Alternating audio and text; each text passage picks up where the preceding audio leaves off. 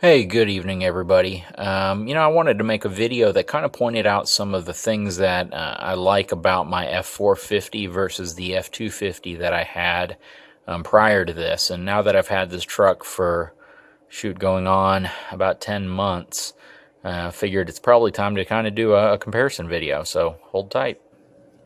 So the truck that I had prior to this truck was a 2011 F250 Lariat Ultimate FX4 package, 6.7 liter Power Stroke diesel. Bought this truck in brand new July of 2011. It was a build 2 or job 2 model of this truck, which means they worked a couple of the original issues out of it. This truck was really a reliable truck for me. I really enjoyed owning this truck. I would probably say that one of the big aspects of owning this truck that was nice was just overall it felt like a really capable truck. After putting some of the enhancements I did to it, such as a 3-inch level on the front, Fox performance shocks all the way around it, along with a 2.5-inch add-a-leaf Pro Comp system in the back, as well as F350 4-inch blocks, which I replaced, swapped out the 2-inch blocks that were there originally.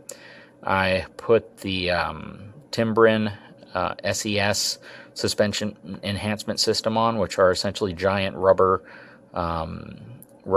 joists or joust blocks.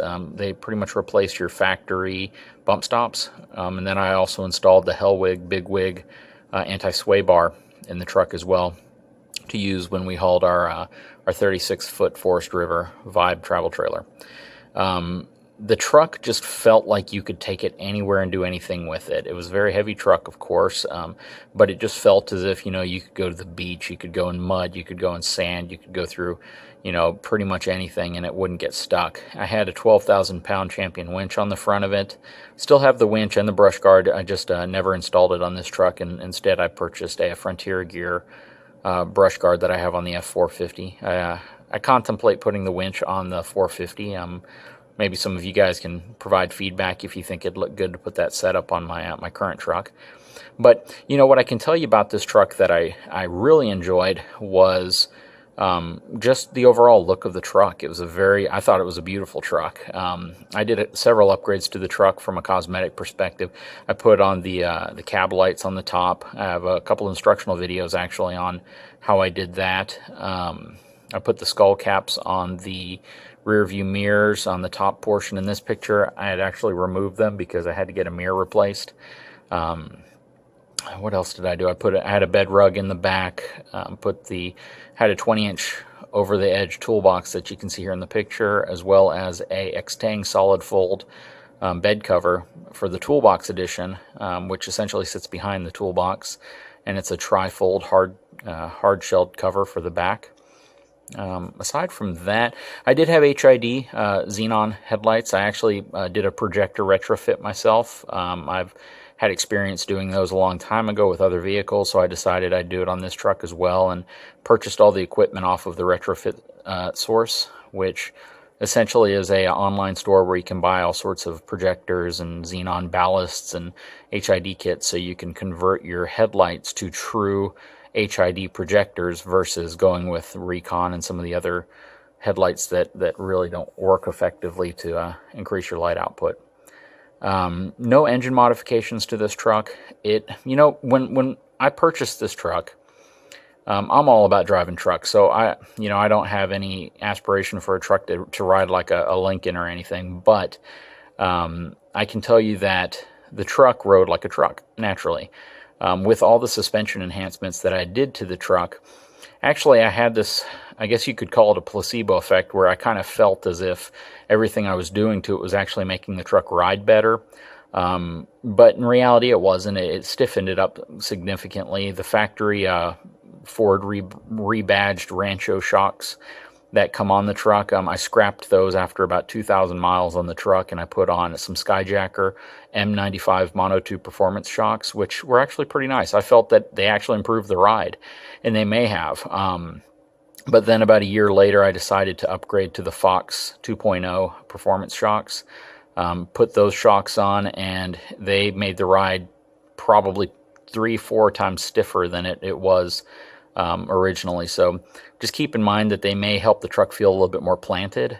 They may respond faster than the factory shocks, but in no means would I say that they were a smoother ride. So, but again, they look nice. They functioned, I guess, pretty well for what they needed to be used for. But again, the truck rode like a truck. It felt relatively rough for a pickup truck. If any of you guys own half tons, you guys are pretty much driving a car compared to how a 3/4 ton and up truck rides. So I didn't expect it to ride like a car. But what I can tell you is that my F450 actually rides smoother than my F250 ever did. And that's kind of an interesting topic. So here's a picture of the F450 right when I brought it home from the dealership, same day. As you can tell, there's no bed rug or anything in the back of it, no toolbox on it, no brush guard. You know, when I rode this truck, I actually brought it home so my wife could ride in it also and just kind of get a feel for what she thought or how she thought it rode compared to my F250. And we drove it a couple times around the block, and she actually just said, get it, you know, this thing drives a lot better.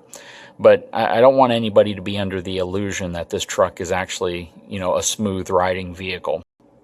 Guys, these things are trucks. You know, if you're going to get a 3/4 ton truck, probably from any manufacturer, anything higher than a 3/4 ton is going to ride like a heavy duty truck, mainly because of the larger, stiffer springs, thicker frame. It's just designed to be more capable, and in a sense, you have more unsprung weight when there's no load in the back because, you know, the truck's designed to haul a lot of stuff. It's designed to tow. So, but what I want you to understand is that these trucks they ride pretty good for what they are. They ride pretty good for being such capable trucks, for being such capable vehicles with the payload capacities and the giant axles and the giant leaf springs and all the towing weight. You know, they ride very smooth. When you put weight in the back of one of these trucks, the truck actually rides like a car. On my F250, when I'd load, you know, 4,000 or 5,000 pounds worth of concrete in the back, the truck actually felt smoother than at the time my wife's Infiniti SUV that she had. On this truck, when we put the fifth wheel in the back, having that extra 3,000 pounds of weight in the back really does a great job at taming the ride. But, you know, if you're going to be driving over streets and over highways, you're going to feel bumps. You're going to probably feel every single bump. And if you have somebody who is sensitive to that, or who is expecting it to ride like a car or even an SUV or a half-ton pickup, it's not going to. So if you get into one of these trucks, even though for what you pay for them, you know, you'd expect them to have a luxurious ride, for those of you who don't, or who have never owned a heavy-duty truck, just don't expect, you got to lower your expectations considerably. They drive like trucks. In the case of the F450, one thing you want to keep in mind is, because of the size of tire and wheel on these trucks, you're very limited to aftermarket wheels and tires, which means you're pretty much stuck with the factory 225/75 19.5-inch wheel and tire setup. Because of that, myself and probably every F450 owner you'll talk to will talk about how sometimes it feels like the truck wants to pull or veer off the road when you hit a rut, and that's absolutely true. I'm probably making it sound a little bit more exaggerated than it is, but when you have a 2 or 3 inch separation of road heights, let's say they're repaving or resurfacing a road and the shoulder of the road dips down slightly, because of how narrow these tires are and because of how firm the sidewalls are, how stiff they are, it tends to want to track into those ruts. So it really wants to pull the truck off. Now, if you're hauling a lot of weight in the back, something that keeps it planted, it reduces that effect significantly. But when you have no weight in the back of the truck, or you don't have anything back there to weight it down, the front and the side wants to pull the truck off into a rut, and it's actually it's a pretty powerful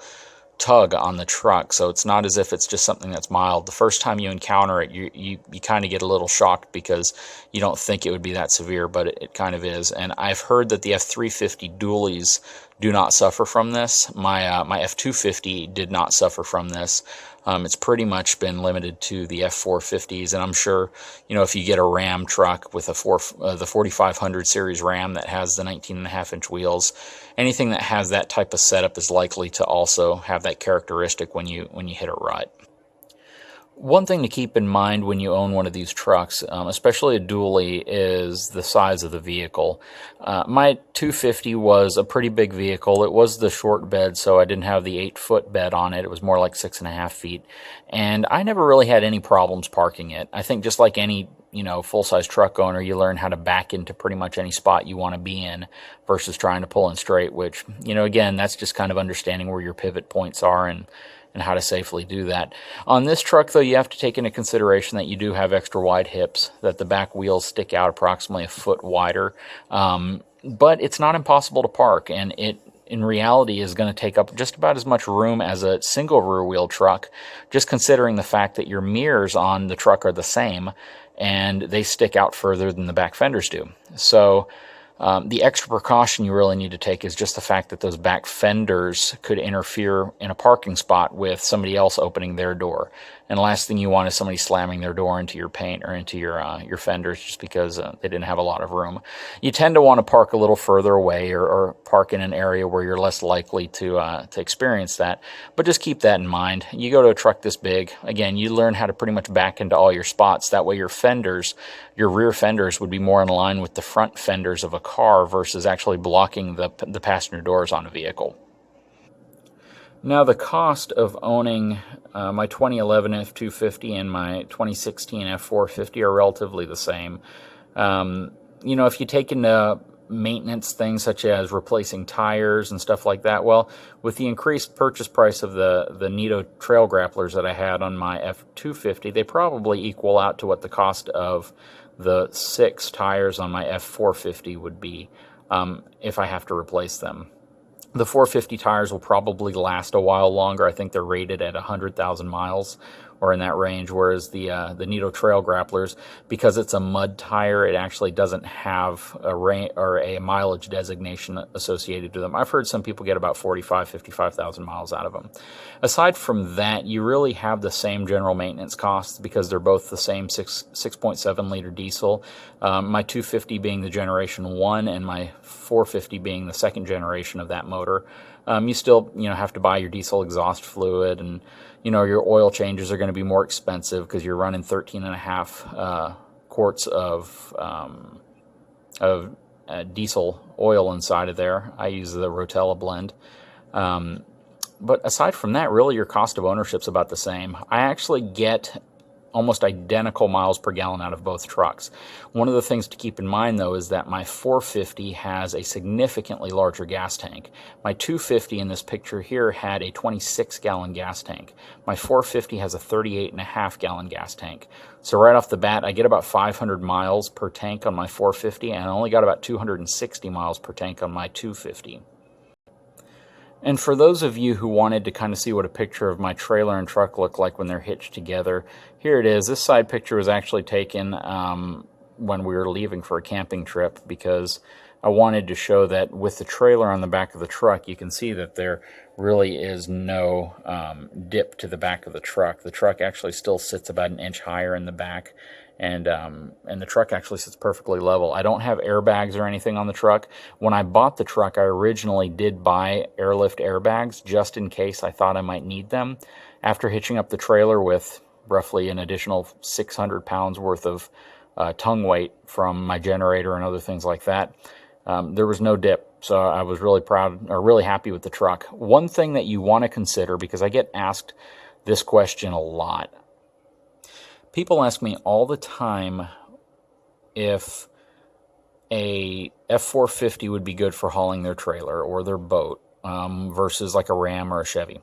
Now, the only reason why I would probably lean more from a engineering perspective to the Ford is because they don't put as much of a rake on the unloaded back springs of the Ford Super Duty as GM and Ram do on their dually trucks. What you'll notice on Ram and GM is that the back of their trucks rake up about 3 inches in some cases above the front. And where that can be a challenge is if you're hauling a fifth wheel specifically, or I guess a gooseneck with large overhangs on the front.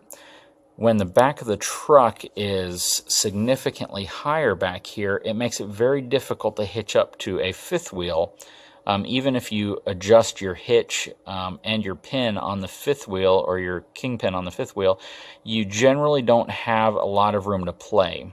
So my truck, for instance, being a four-wheel drive truck, I had to adjust my B&W hitch down as far as it would go, and the gap between the bed rail here and the overhang of the fifth wheel is about 5.5 inches. Ideally, you'd want it to be closer to 6, maybe even 6.5. So even though I haven't ran into any scenario where the articulation of the truck and the trailer over terrain would cause them to contact, you do have to be more concerned the smaller that gap is between the bed rail and the trailer overhang itself. In some cases, if you look at some General Motors and Ram products, the back of the truck rakes up so high that when you back it up to your fifth wheel, it's almost impossible to hitch it up without you having to adjust your fifth wheel kingpin up higher and your hitch down, and then you really have a small gap there between the overhang of your fifth wheel and the truck. So Ford and the Super Duty have always kind of been conservative with how they raise the back of their trucks up when empty, and probably more so because a lot of Super Duty owners either haul gooseneck or fifth wheels, and to create a situation where you can't haul your typical fifth wheel because you'd be afraid of your truck being too tall and having contact there might be an issue for some. So that's one of the reasons why I really like how the Ford sets up their trucks. A lot of people actually go to two-wheel drive trucks to try to avoid that situation from happening, but I wanted a four-wheel drive. Well, guys, I hope this video has been helpful. I don't know if it's going to educate you or teach you or convince you to get this truck or not or whatnot, but I wanted to just point out some things that I thought might be relevant to some of those who watch it. Anyways, if you liked the video, please like and subscribe, and as always, I appreciate it, and see you next time.